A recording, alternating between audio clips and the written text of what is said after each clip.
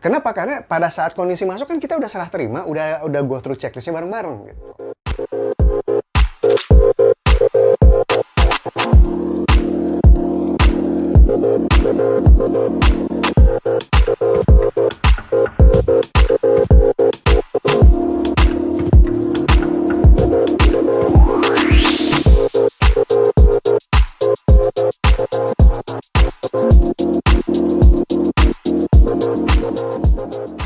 Bagi pengunjung pertama, tolong like dan subscribe ya.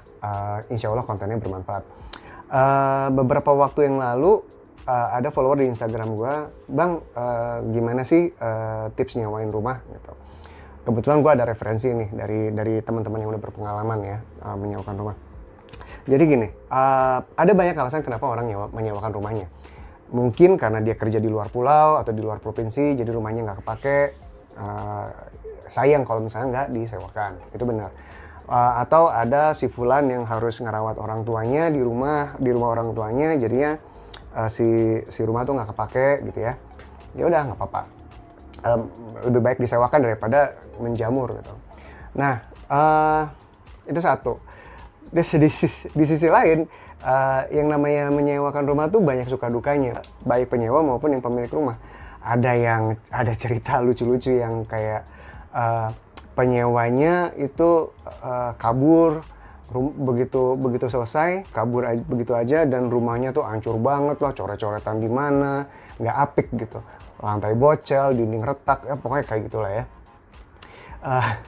Ada lagi yang kebalikannya, jadi si orang yang nyewa ini merasa dizolimi. Pak, ini rusak bukan saya. Oh enggak, kamu harus ganti, kayak gitu. Selalu ada dispute tuh. Selalu ada dispute kayak misalkan, oh dinding retak nih, penyewa bilang ini bukan salah saya. Pemilik rumah bilang, oh kamu harus ganti, kamu kan nyewa di situ setahun. Terus pokoknya ada segala kerusakan, sering terjadi dispute. Nah, gue mau ngasih tips bagaimana kita berniaga sewa dengan adil. Oke, adil bagi penyewa dan adil bagi pemilik rumahnya.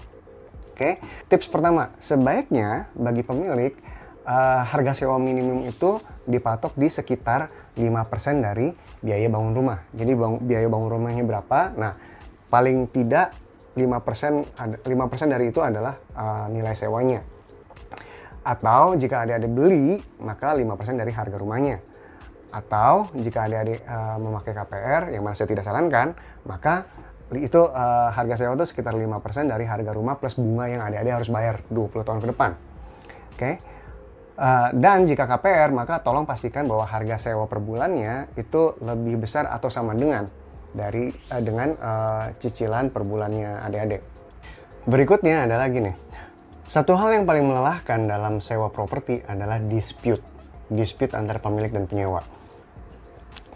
Itu asli melelahkan banget. Nah, jadi ini adalah tips 2, 3, 4. Kita lihat, buat checklist yang mendetail. Di hari serah terima sewa, lakukan house tour bersama penyewa dan pemilik dan go through checklistnya bersama-sama. Kemudian setahun kemudian saat kontrak sudah selesai, lakukan house tour bersama lagi dan go through checklistnya bersama-sama lagi. Nah, gunanya apa? Gunanya ini untuk menjaga keadilan, karena gue selalu mengutamakan jika harus berniagalah dengan adil. Kenapa? Karena jika tidak adil, takutnya nggak barokah gitu kan. Kedua, ini tuh mengurangi dispute yang gue bilang tadi. Ini akan mengurangi kelelahan emosional kita lah. Nah, Bang, checklistnya seperti apa sih? Nih, checklistnya seperti ini. Langsung aja ya kita lihat ya, biar ngerti. Kita lihat di sini ada tanggal masuk, ada tanggal keluar, ada pemilik rumah, dan ada penyewa rumah. Ya, ini adik-adik liatin deh. Jadi checklist ini cukup detail.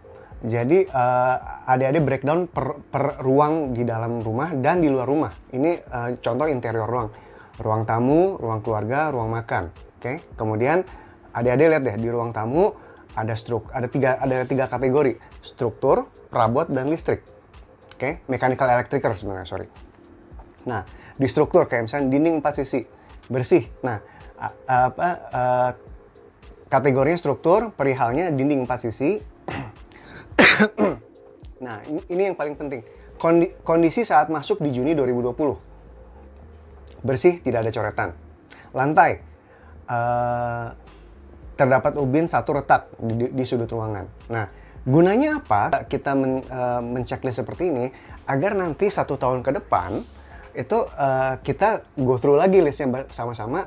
Dindingnya masih bersih nggak? Tidak ada coretan gitu. Lantainya ini masih tetap satu ubin nggak yang retak? Apa ada retak-retak yang lain gitu? Kebayang kan? Jika ada retak-retak yang lain, berarti bukan salah si pemilik, tapi salah si penyewa gitu.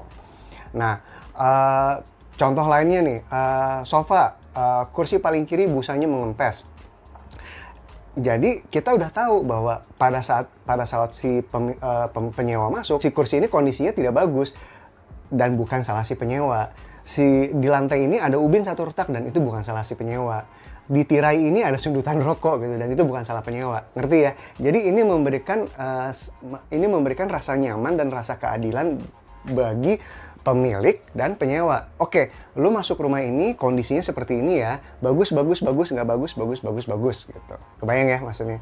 Jadi pas keluar, nah ada apa, kalau misalnya ternyata nggak bagus, nah kita itu udah nggak ada dispute lagi. Ngerti ya? Jadi kenapa? Karena pada saat kondisi masuk kan kita udah serah terima, udah go through checklistnya bareng-bareng gitu. Nah, nanti pada saat keluar, tampilannya seperti ini. Ada fair wear and tear. Misalkan bersih, tidak ada coretan. Kondisi keluar, fair wear and tear. Maksudnya fair wear and tear adalah pemudaran masih dalam kadar wajar karena cuaca dan umur. Gitu. Kita nggak bisa nyalahin semuanya ke penyewa juga. Maksudnya gini, maksudnya kayak dalam 1 tahun ya dinding bakalan agak kusam sedikit lah gitu. Ya wajar lah itu kan gara-gara cuaca, gara-gara hujan, gara-gara umur juga gitu. Nggak mungkin semuanya perfect. Ada kadar yang kita sebagai pemilik tuh harus toleransi gitu, dan itu adalah yang kita terminologikan sebagai fair wear and tear itu. Oke. Nah, kemudian ada lagi nih, coba contoh tuh, ruang keluarga, perabot, meja, kondisi masuk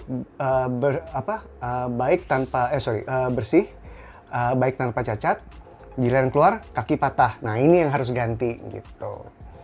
Oke. Nah, di paling kanan ada paraf landlord sama paraf tenant. Nah, itu pada saat kondisi masuk, checklistnya bareng-bareng, abis itu sama-sama paraf.